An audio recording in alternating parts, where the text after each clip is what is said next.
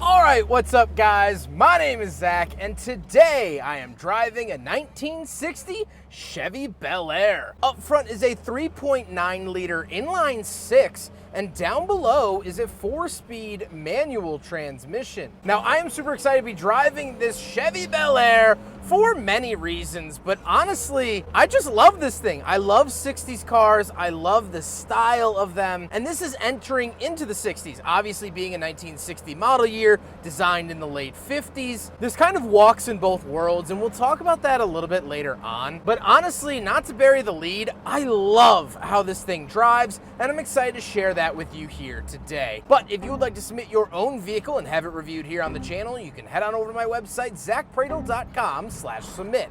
It's a quick and easy submission form. It takes under a minute to fill out, and I come out to you. And if you'd like to see all my videos weeks or sometimes months in advance, you can head on over to my Patreon for only $5 a month. But let's get back to that 3.9 liter, 235.5 cubic inch straight six. Well, that is the original engine for this vehicle, and that was the base engine. There was a small block V8 as well as a big block V8 offered in the era, a 4.6 liter and 5.7 liter respectively. Now, this was the smaller engine, and honestly, I don't mind that. It feels powerful enough, but I could imagine the V8s were probably a lot smoother. That was their big calling card in the 50s and 60s. V8s didn't make huge power, but they were a lot smoother. Now, this is called the Blue Flame inline six and should have a blue head on it. However, it's been painted orange at some point along its life. Now, like I said, paired to it is a 4-speed manual transmission. This is what's known as the Muncie transmission, built in Muncie, Indiana. And this is not factory to this particular vehicle. Now, Muncie transmissions have been put into a lot of different vehicles, and honestly, this really livens up the driving feel and makes this car just such an absolute hoot. It feels fantastic. It's super notchy into gear. It's super confident, and that's not always the case for vehicles like this. This car would have normally been shifted on the column. It would have been a 3-speed manual column shift, but it has been replaced with the Muncie, and I could not be happier. Last but not least, of course, the Bel Air is rear-wheel drive. So how does it feel to drive the Bel Air? Well, as I mentioned, that Muncie transmission really makes everything so much better, and honestly, feels a lot more modern. 50s and 60s cars, as much as I love them, they're not very sharp. They're not very dialed in. And that's kind of why the Mustang in the mid-60s was kind of new at that time, because these cars were big, they were boaty, they were very casual. Not that the big block V8s were the slowest things in the world, but they just had a more relaxed, stylistic feel rather than actual performance. That's why muscle cars were so prominent, is because they broke that mold. Vehicles like the Bel Air weren't really muscle cars or sports cars, so they didn't handle or drive like one. Well, now that Muncie 4-speed kind of takes on that personality, and it's absolutely lovely. The steering is super light and super vague. The brakes don't feel like they're gonna be there until they are, and I love that about it. It sort of has this waftiness everywhere except the transmission. Visibility is great. The A-pillars are actually moved back quite a bit. You'll notice that the A-pillars are actually sort of curved, and the windshield is this giant piece of curved glass. Really cool to see that. With that stuff out of the way, let's talk about the interior. Well, in front of me, I have 5 standard gauges and an added one. Off to the left is our generator and oil gauge, temperature gauge, then speedometer in the center, fuel, and a clock off to the right, and we do have that added tachometer just to keep an eye on things. To the bottom left, we do have our headlight switches and wipers, and to the bottom right, we have our heat options as well as air options, our ignition switch, and 3 more added gauges, again, to keep an eye on all the fluids. The steering wheel doesn't have anything except for the horn ring in the center. Does not work. However, the owner has rigged something up that will work. Moving out of the door, we have the vent window as well as the main window. Cranks for both, latch to get in and out, and that's it. Very clean and simple. Moving into the center, we do get a radio as well. This is just an AM radio because FM was very, very rare and a very sought after feature that not every car got, and so the Bel Air does not have it. Ashtray and cigarette lighter, and that's pretty much it. No cup holders here in the Bel Air, so it fails the big friggin' bottle test, but I could have told you that 70 years ago.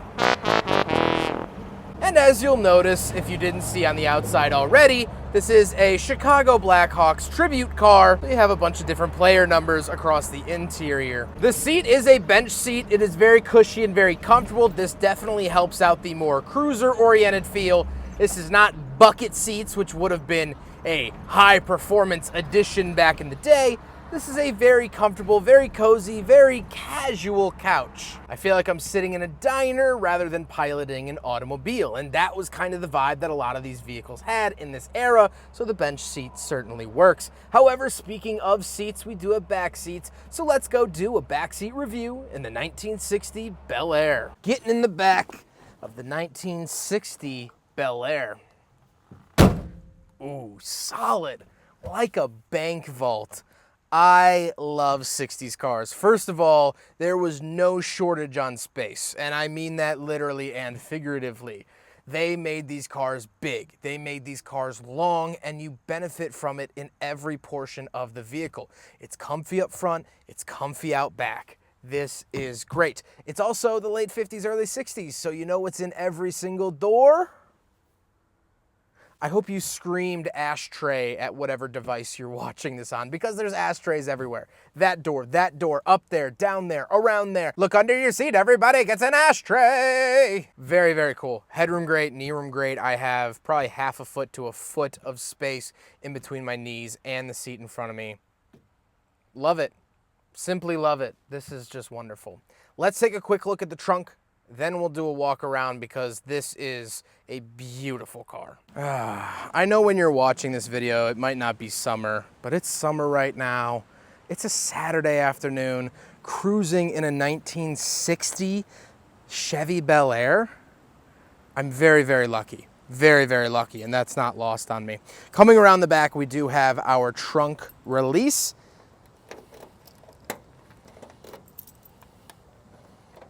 Oh, lovely, lovely, lovely.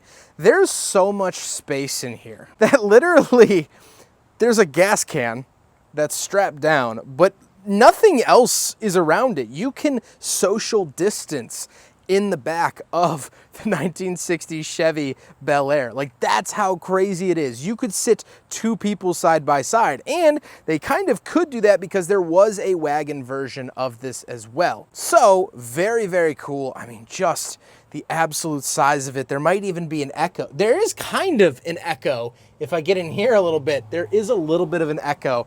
That's how cavernous the rear trunk of the Bel Air is. Just simply the best. Simply the best. Now we gotta talk about the looks, and this body style only lasted from 1959 until 1960.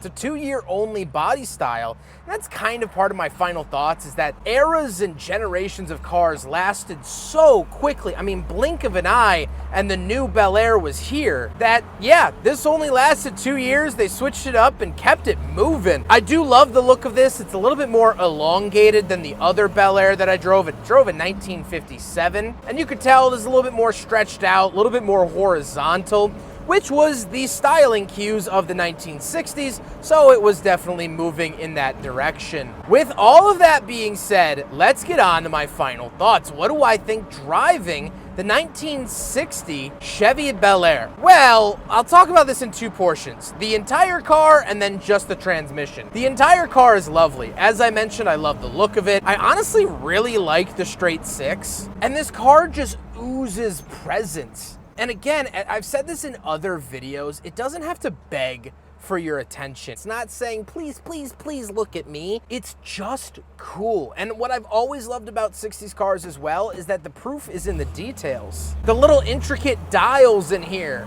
the dashboard swoops. It's just pretty. Like, that's it. It's just pretty for being pretty. And what I love about 1960s cars is that they're not restricted. This is pre-emissions crisis and crackdown of the 1970s. And so I think we kind of got the idea for how a modern car should drive in the 1940s. I think we perfected it in the 1950s, and the 1960s, we coasted off of it.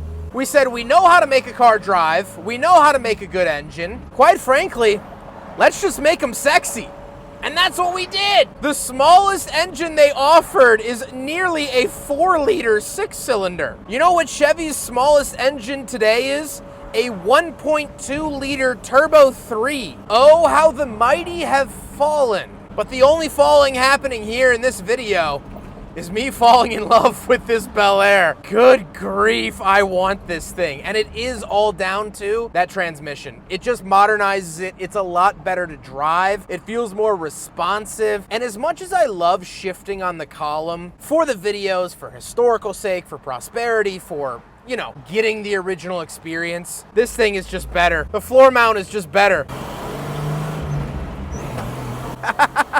It just... Yeah, that's what I'm talking about. 60s cars hit their stride. They hit their rhythm of automobiles. And that's what I love about this 1960. That's what makes this car special, and that's what makes 60s cars special. I love this. Oh gosh, I want to take this home. Man, you know, if I wasn't a car reviewer, I would just be so incredibly broke by spending all of my money on every single car that I've ever wanted. I would for sure try to buy this off the owner. I mean, what a beautiful, awesome machine. And you look so good doing it, and you look effortlessly good doing it. This isn't 45-year-old balding man in a red convertible. This is Frank Sinatra in a cigar lounge. That's the difference. And that's the winning ticket. I hope you guys enjoyed the video. Huge thank you to Ryan for letting me borrow his Bel Air for today's video. What an amazing, amazing vehicle. Ryan has been wonderful to work with and so gracious for letting me borrow his Bel Air for today's video. I hope to work with him again in the future. But I hope you guys enjoyed the video. Don't forget to rate the video, comment on the video, and subscribe if you really liked it. Take care, guys.